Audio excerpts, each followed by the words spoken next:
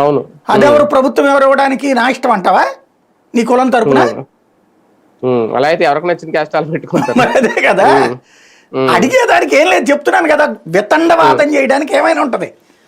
అదే అవును. నువ్వు పుట్టావు, నువ్వు నీ ఇష్టం వచ్చిన డేట్ చెప్పేసి ఆ రోజు డేట్ ఆఫ్ బర్త్ వేసేసుకో అంటే ఒప్పుకుంటారా? ఎలా కుదురుతుంది? నువ్వు పుట్టిన హాస్పిటల్ ఆ సర్టిఫికేట్ బట్టి రావాలా, ఆ డాక్టర్ సర్టిఫికేట్ బట్టి రావాలా. పోయారు అని చెప్పేసి ఇవాళ రోజున మన పేరు మీద ఎవడో డెత్ సర్టిఫికేట్ తీసుకుంటా అంటే ఒప్పుకుంటాడా? లేదు కదా. హాస్పిటల్, ఆ తగలబెట్టిన సర్టిఫికెట్, ఇవన్నీ ఉంటాయి. రూల్ అది. కులాలకి ఇవ్వట్లేదు ఇప్పుడు అన్ని. ఎక్కడో వెనక ఇవన్నీ అడుగుతున్నారు కదా. నువ్వు మక్కాకి వెళ్ళేటప్పుడు ఏమని పెడతా? అన్ని మతం అని పెడతావు నువ్వు? మక్కాకి వెళ్ళేటప్పుడు ముస్లిం అంటేనే కదా నిన్ను ఎలవుడు అక్కడికి. అదే కదా.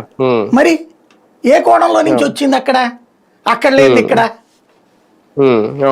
ఇదే చెప్పేది. ఒక పాయింట్ ఏంటంటే ఎవరో ఒకడు వితండవాదం చేసేవాడు, వాడు చాలా స్ట్రాటజిస్ట్. కేవలం అనుమానాన్ని రేకెత్తిచ్చి వదిలేస్తాడు. మనం బుర్రలతో వాడాల ఆ అనుమానం వెనకాల ఉన్నటువంటి వాస్తవం ఏంటన్నట్టు. క్యాస్ట్ సర్టిఫికెట్లు తీసుకుంటున్న రోజుల్లో నీ రిలీజియస్ సర్టిఫికెట్ అనేటప్పుడు, క్యాస్ట్ సర్టిఫికెట్ అంటే నువ్వు హిందూ సో కులం అంతే కదా. క్రిస్టియన్లో ప్రొటెస్టెంటా ఇవన్నీ ఉన్నాయి కదా అక్కడ కూడా. అవును అవును. అట్లాంటిదే ఇది. రాజ్యాంగం